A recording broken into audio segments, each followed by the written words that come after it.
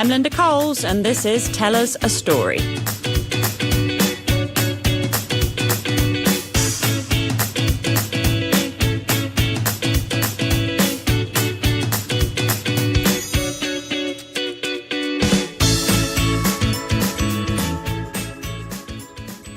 Today I'm chatting to Ryan Ashton, or Ryan the Lion as he is better known. So for those of you that know him, it's no surprises then that we're going to be talking a lot about personal brand and his hugely successful event, A Few Quiet Yarns. Then we'll go through some of his ramblings, no doubt, spanning a career of sales and marketing creative and going back to when he was running a Michelin Star Restaurant while on his OE. In short, Ryan has carved out quite a niche in the social and event space, and today we're going to hear all about his journey. So here to tell us more is Ryan the Lion Ashton. Hello Ryan, how are you? Very good, Linda. Thank you very much for having me. Well, let's talk about who Ryan the Lion is first, because I always thought the lion aspect was just meant LinkedIn open networker, but that's not the case. You're not just a connection gatherer, are you? No, definitely not. So a LinkedIn open networker has the dots between it, making it an acronym, whereas Ryan the Lion literally started as my childhood nickname, but came back when a colleague was calling me by that for quite a while, that everyone around us picked it up and started using it. So it sort of stuck again as an adult. And this was back in the days of my advertising with IDG and Fairfax. And then, more in LinkedIn and the work I do in the past few years and the rise of personal branding, it's become my personal brand. So literally one day I was sitting, biting my fingernails going, do I do it? And I put the lion into my professional profile, and I became Ryan the Lion Ashton on LinkedIn, which is how everyone refers to me, especially at AFQY. Or the lion, and it's all a bit of a fun. But between my personal brand being Ryan the Lion and the AFQY brand and what their values and personalities and tone of voice is, both of them are very similar, but meshed together to be quite cheeky, quite fun. And AFQY is all about personalizing business. So that's why I jumped off the edge and used my childhood nickname, because there's nothing better to say personalizing business than using a childhood nickname. However, it does go into some more, classical or traditional marketing, where my emails all start with the lion, or the subject line is the lion, the witch, and the wardrobe. And the witch and the wardrobe are always swapped out for the two key subject items in the email. So it might be the lion, the blockchain, and the author, or whatever it could be. And when I sent the first one out, I sent it out at 10 o'clock at night, literally because I was running late, which is very, very on brand for Ryan the Lion, by the way. And so I thought, what do I do to cover this? So I thought, bit of empathetic communication. I will start off by saying it's the witching hour. It's 10 o'clock at night. The kids are in bed. The dishes are done. You're clearing your emails. You're thinking, SHIT, about what tomorrow's bringing. So this hopefully brings a smile to your dial. And you can put your claws away or whatever, and press send, and went, oh my God, I hope the phone doesn't ring at 10:30. People are abusing me for this. And I literally had about 100 emails coming back going, oh my God, that's so funny, that's classic. And that was sort of the beginning of it, and I've stuck with it ever since. And this year, with the rise of hashtag use in LinkedIn, I decided by accident, did it by accident, a typing accident. So, great marketing prowess display. Rawsome. So, hashtag Rawsome with Ryan the Lion. So, if you want to, where I tag Rawsome is in a range of my own AFQY material, but not all, but also on other things that I think is Rawsome. So, if you want to find out what Ryan the Lion thinks is Rawsome, then just search hashtag Rawsome. It'll bring up all the content. Just if you were to search something like hashtag CIO Summit or anything more sensible, it'll bring it up in LinkedIn. Cool. So there you go. And I'm just thinking, I don't know if there's anything else, but the last thing probably to say is that the childhood nickname was either Ryan the Lion or Foghorn, because I can be very loud. So if you happen to ever be at a rugby game that includes Otago versus someone, you'll hear this very loud voice. And I actually was at a game at Eden Park, the Highlanders versus the Blues, and I got this phone call. Are you in the South Stand or whatever? And I was like, yeah, I am. Can you shut up? All we can hear is Otago. And I was like, yeah, no problem. And all the people that were sitting in front of me, like in the second half, I sort of looked around nervously. I'm like, yay, he didn't say anything in the second half.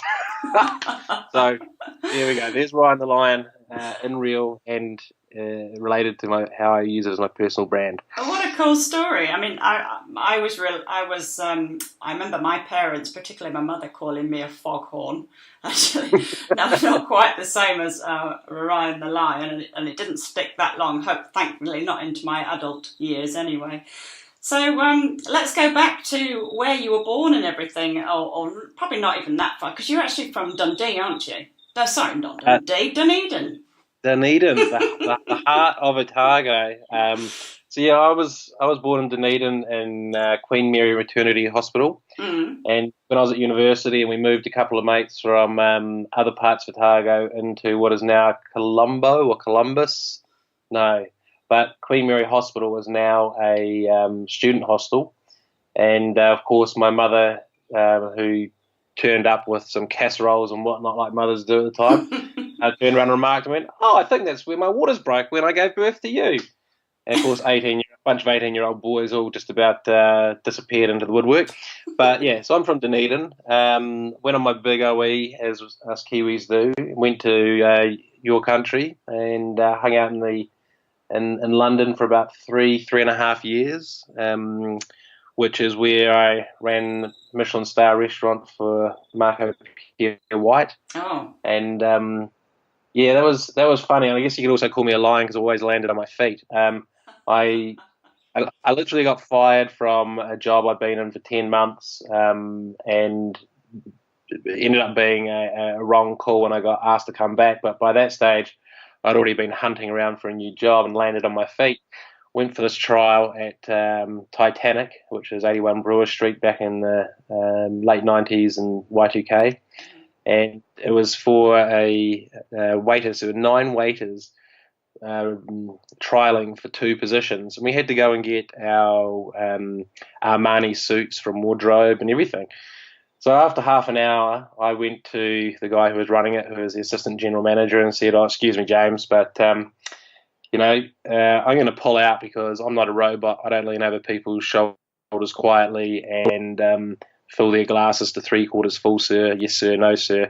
So with great thanks, I'm going to leave the opportunity up to those who want it. I'm going to go find a job where I can be the party, run the party, start the party. And he's like, So, well, would you like to be our new VIP host? And I was like, literally through my head went the words, holy shit. And I, of course, said to him, "Oh, what does that entail?" And he said, "I think someone mentioned something about be the party, run the party, start the party. And does that sound like you?" And I was like, "Absolutely. What do I do?" And he said, "Well, go down to wardrobe and see Celia and tell her that you want to change out of the waiters into the VIP host outfit." So I go, "Sure." So I go down and there's this lady who runs what's called the wardrobe, but it's where all the uniforms are kept because you hand them in at the end of the night. They do all the laundry. And I said, "Oh, I've been told to get a VIP uniform. I'm the new VIP host, or at least I'm starting tonight."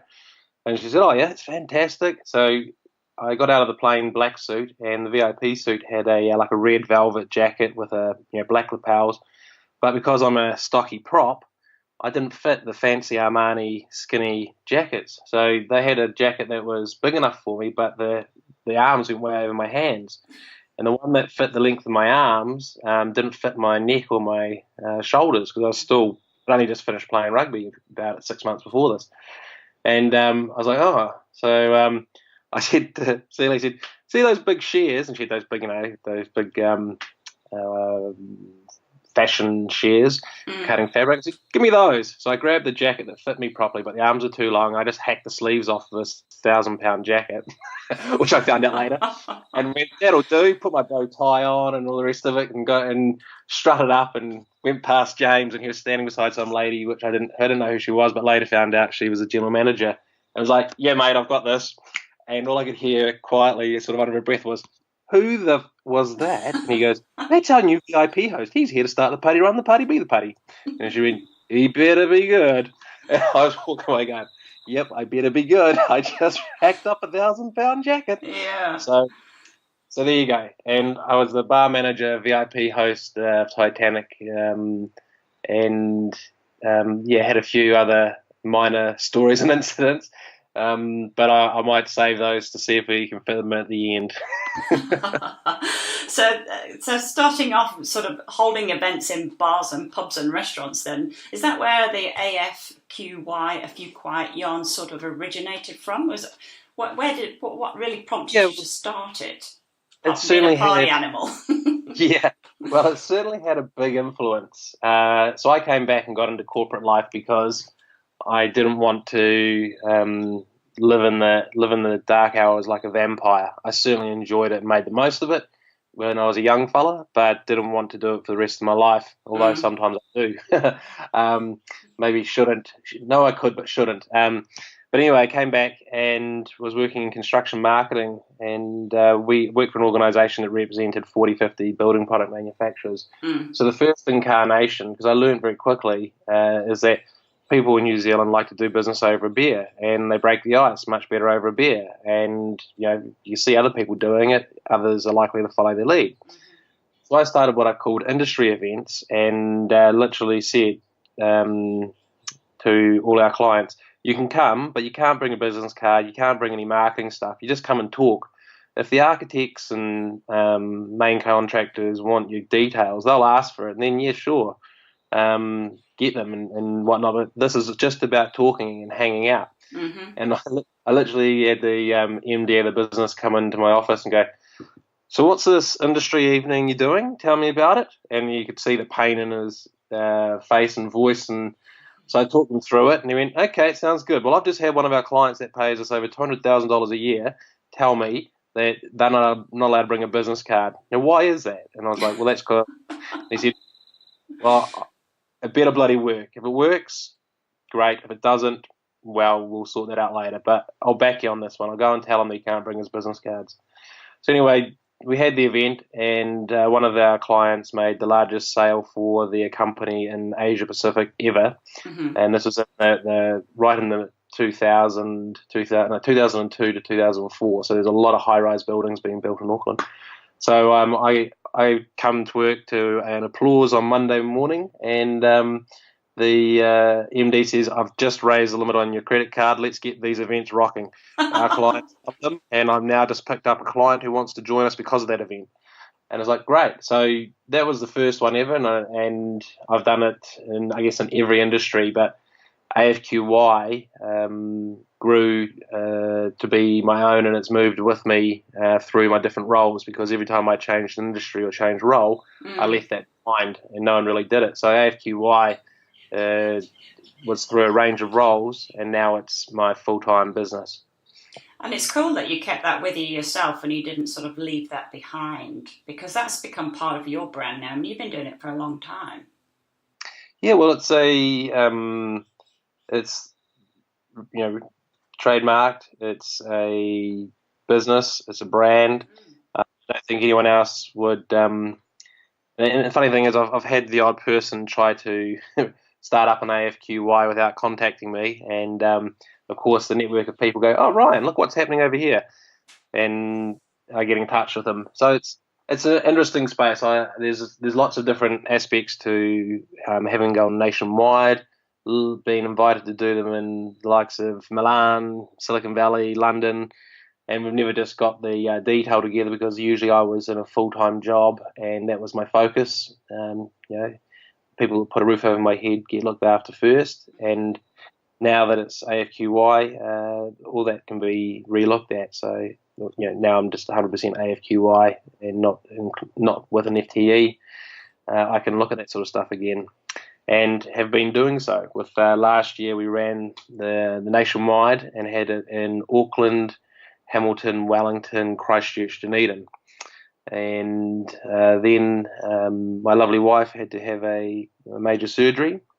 Nothing too scary, but it was related to a leg. So I had to be at home and couldn't be running around the countryside. So she's just now sort of coming out of recovery, and I'm just now starting to get plans in place for what happens next, but nothing's set in concrete. So watch the space.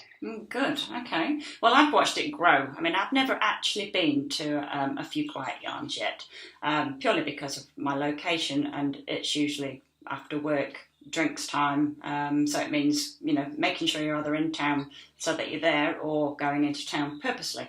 So I've been watching from afar and seen it grow since it was pretty much just an idea in your in the back of your head to what? Are you getting a couple of hundred people there now?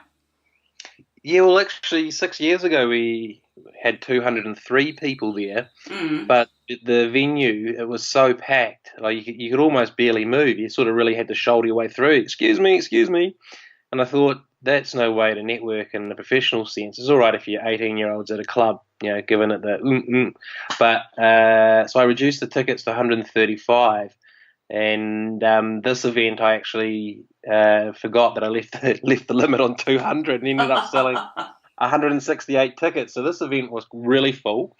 Luckily, there were a few people that couldn't make it, but I think we were sitting on around 158 attendees.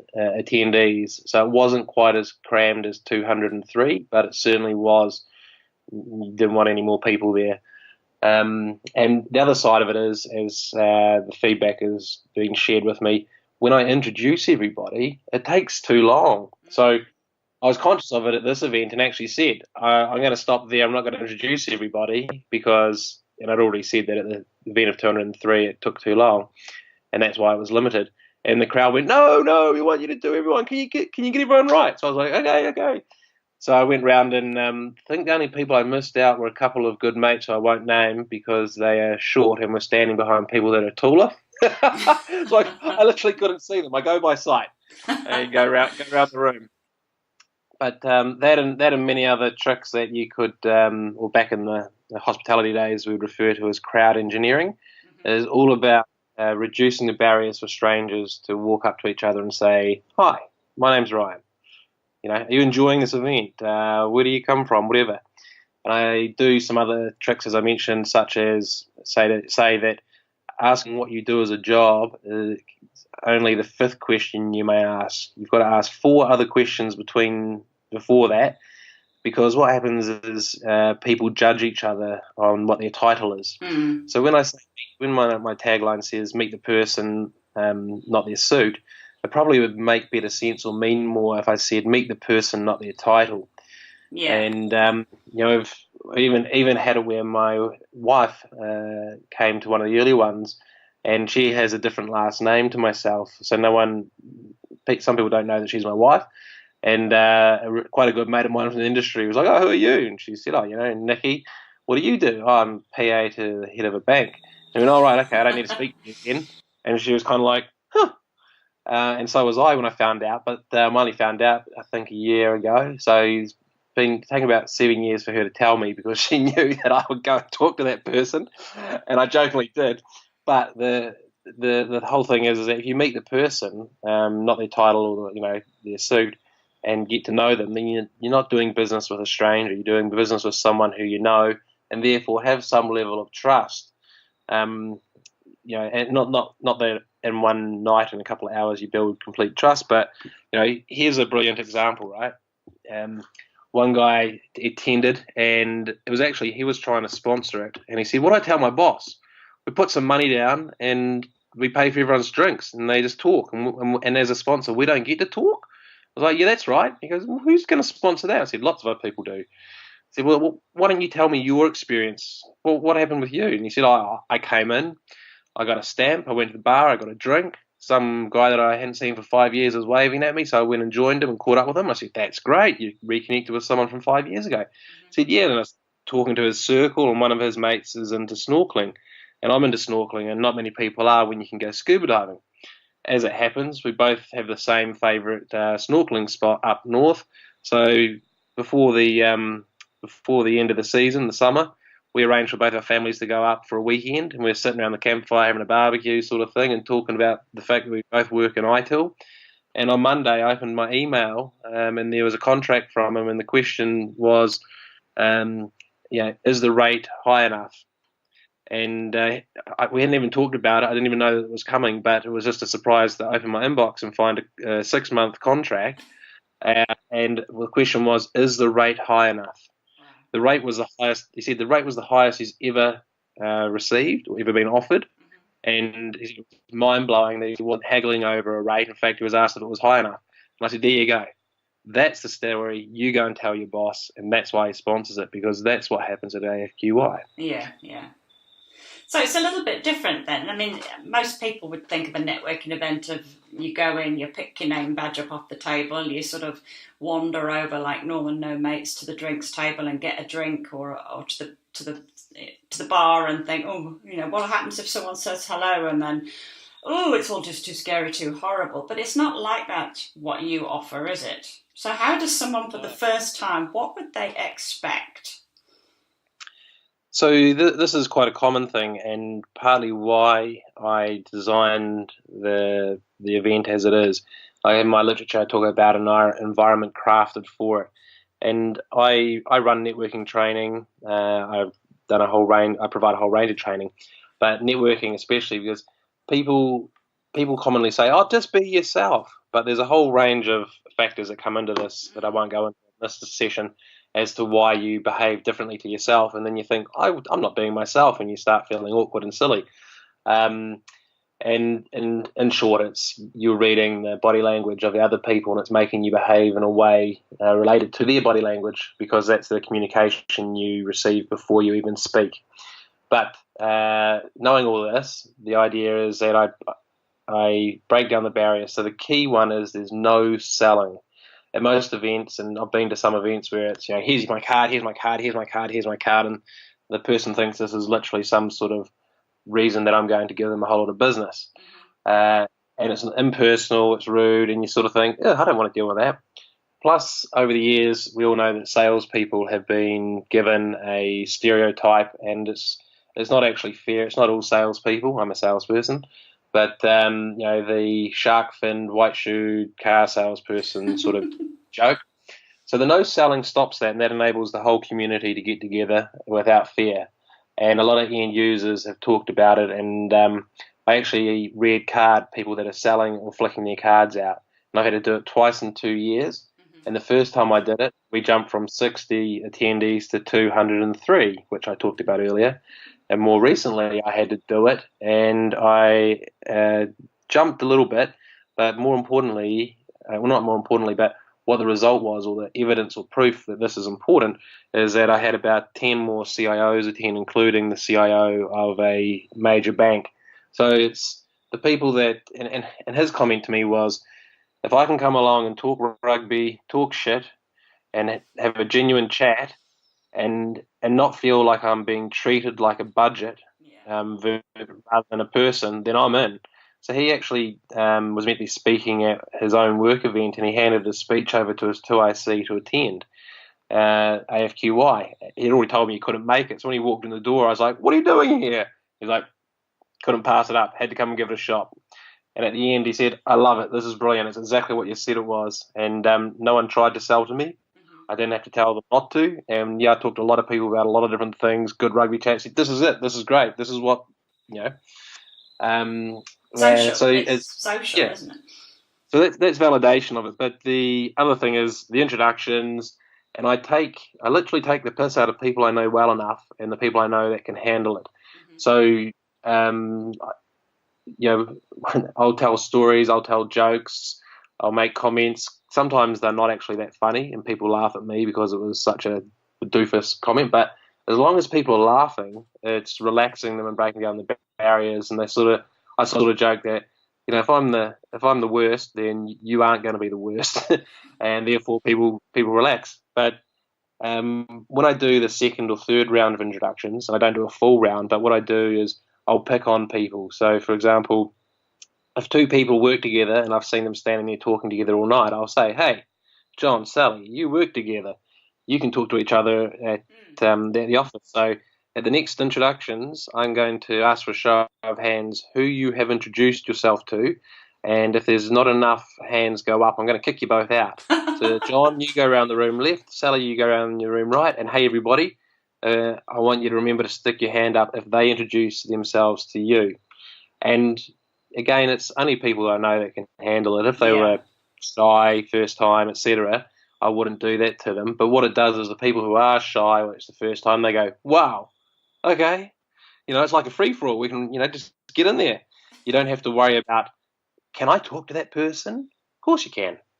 If you say something stupid, you're probably not going to talk to them too much longer. They're going to politely excuse themselves or whatnot. But I take it on the premise that people aren't going to behave badly, stupidly, or give anyone a reason to want to end a conversation. And I've never had a complaint, but it probably does happen a little bit, to be real. But the positive focus is get in there and meet the person, and eventually sometime it does get to work. And it might not be that, hey, I need your services, Linda, but I know someone that might need yours, or I can refer you to a mate. Because we've had a chat about the kids, the cat and the dog, or the snorkeling or the rugby, then I've built a rapport and a bit of trust, and I sort of feel like, yeah, you're a good person. I could do that. I actually feel like I want to do something for you, which is the power of networking, giving something. So when people give something, quite often they receive something. It's just the magic of the universe. But yeah, that's the aim of AFQY. Get people to know each other and enable them to do better business with people they know. And also, when you grow older, i.e., you've left school and you've got none of those people around you every day, those friends as you've grown up with, gone to uni with, whatever.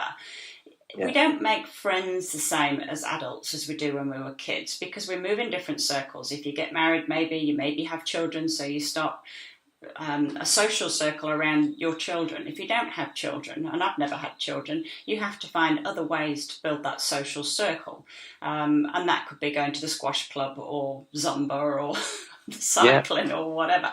So this sort of smacks me as somewhere where you can do both. It's a business opportunity, though that's down the line, but it's also a social thing for you as an adult to then go and meet other people, whether there's 50 there or 150.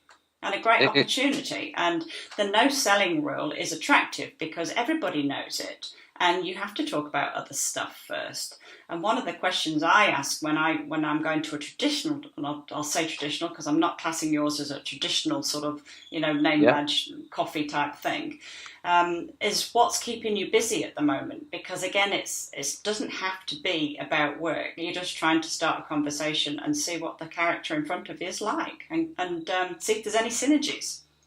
Absolutely, and that's a great question. What is keeping you busy at the moment? Because it could be snorkeling, it could be rugby. So, yeah, I think that's a great approach personally, and maybe I'll suggest that next event. Maybe hopefully we can get you there, and I can say inspired by Linda Coles. So, where do you see the future of the event then? I mean, you mentioned sort of Milan and National and the World Oyster. Everything comes back to money. So if you can't afford to get to these places, it won't happen. And also those were invites that have happened in the past, and the people have moved on from that company, so they're not in a position to do it now, et cetera, et cetera. But there's nothing set in concrete. But I definitely want to get back to covering nationwide and growing it. But I think the challenge is, well, not the challenge, but the secret, or would it not, is to how I do it. So I've been thinking about whether to look for people that are happy to run AFQY in different cities, and I'd definitely go to some of them. But one of the things I also realised was that if I was to run events in different cities every Thursday, I am out of home 3 days out of a week. So that's half a year not at home, which is probably a little bit too much. So if I was to get the assistance of some good AFQY people that have attended in the past and go to some of the key events, then that would probably work. And that's one of the things I'm working through, because one of the tricks is I introduce everyone in the room to everybody. coming back to networking skills, forgetting names is very common, and the first thing I hear out of people's mouths after I introduce everyone is, "Wow, how do you do that? Do you use Anthony Robbins' Mega Memory? I forget everybody's name." And one of the most important things is, I think it was Henry Ford's famous quote is, "Whether you think you can or think you can't, you'll be right."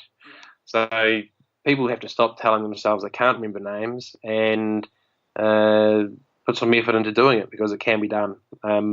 There's a few things to be aware of and to know, and once you know them, and I do this training in my networking course, it's very easy. And like anything, if you were to go and start kicking goals, you wouldn't bend it like Beckham or be as good as Grant Fox or Bowden Barrett tomorrow. It takes practice. So just because it's not a physical sport activity doesn't mean that you shouldn't practice and get better. So it can be done. Got to believe in yourself. It can be done. So maybe you'll have to introduce the old-fashioned dance cards that ladies used to carry around with them. People sign their name when they've had dance. Could be an alternative to a name badge. Yeah. Well, why don't you say that? One of the things I've been looking at is because if you get more than 150 in the room, it takes too long to introduce everyone, was to actually expand and go to a bigger venue and to break the room into 4. Different venues have the ability to do so. And one room or one section would be everyone that wants to talk about cloud, because it was a technology focused to begin with. So maybe in one quarter it's all the cloud, another area it's development, another area it's social media, and another area. So then it's a matter of going through and introducing 100 in each, which enables 400 people to come. But coming back to your dance card, I've been looking at developing an app so that you can put down what are the top 3 things that you want to talk about. And there'd be a drop-down box so it wasn't all random and your spelling wouldn't stuff it up or misspelling. But it would connect people that said they wanted to talk about social. So if your number one thing is social media, then it would highlight, and I go, "Oh, I'm looking for Linda Coles," and there's your photo. Yep, okay, I'll go and find Linda. And whether you find Linda or miss Linda because she's talking to someone else or whatever the case is, at least it gives you somewhere to start and enable you to connect, because some of the best stories come from the serendipitous meetings, the accidental meetings, and you've written and done a lot of work in that space, and I love reading about how you talk about it. But then on the other side, I get a lot of people saying, "Oh, how do I get value out of this?" That age-old business question, which I almost want to. It's like the thing I want to get rid of is, "I want to get value out of this." It's like, well, you will if you just relax and get into the flow. Yeah. But to help people that think from that quarter, because we're all entitled to our opinions, the idea is that if you wanted to, you could go, "Oh, here's my dance card with my 5 people that want to talk about social, my 5 people that want to talk about development. Oh, yep, okay." And then you can go and find them in the event, or the app would help you find them in the event through chat, and you could have the conversations and see how it goes. So that's I guess cooking away in the background with a couple of friends who are helping out from a development and design point of view, and we'll see if we go ahead with it or not. It's again, things with AFQY are reasonably fluid. The key thing is having the events and having the people come and have a yarn. Everything else around it, just the tools to make it happen. So we'll see if I launch that or not. That's a cool idea, though. I can see that really working, because you've got the photograph there. It's almost like a mini LinkedIn, but just for the room. And because you're not necessarily all just going straight into business mode, that might happen down the line. But, I could talk about goats, I could talk about writing, I could talk about all sorts of things that have nothing to do with social media and marketing. I like that idea. Yes, well, and that's a really good point. Try to get people not to talk about work to begin with, but it gives them that underlying psychological safety. That's the background. That's what we're all here for, is business. So I sort of give a little bit of leeway, as long as people aren't running around flicking out cards or trying to do iPad presentations or literally selling. I'm quite relaxed. If you want to ask what do you do as a job for the first question, that's fine, because people got to relax and enjoy themselves, not necessarily fit to a set of stringent rules. That's certainly not part of AFQY's brand or values or mine. So what I did is I introduced people without saying what their company was, what they did, and so many people on the night were like, "Oh, there was some guy that was from such and such a company. Who's that?" And I said, "Oh, that's Mark over there." And they, "Oh, didn't realise I was talking to him before, but we didn't talk about work." So I sort of realised that there's got to be some happy ground, because if people wanted to go and do meet people through sports or whatnot, or lawn bowls, they'd go to that. They're coming to this for a work purpose, so you've got to get that happy medium between enabling the work purpose but doing it in a way that works for everybody versus having everybody selling hard out. So finding the happy balance. I think it sounds an excellent idea, and I shall do my utmost to get to the next one. And I suspect, now I know more about it and exactly what you do and how you do it, I'll probably be at quite a few. So fantastic. It'd be great to have you there. We should wrap this up a little bit now.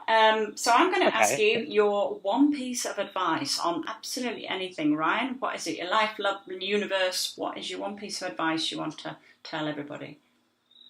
Okay. Well, I'm a pretty curious person. I look into things, so it'll make sense when I say my piece of advice is follow your path. That doesn't mean follow God's path, which is sort of where it comes from, but follow your path. And when you do so, you'll be happy on the inside. And when you're happy on the inside, the world will be happy with you on the outside.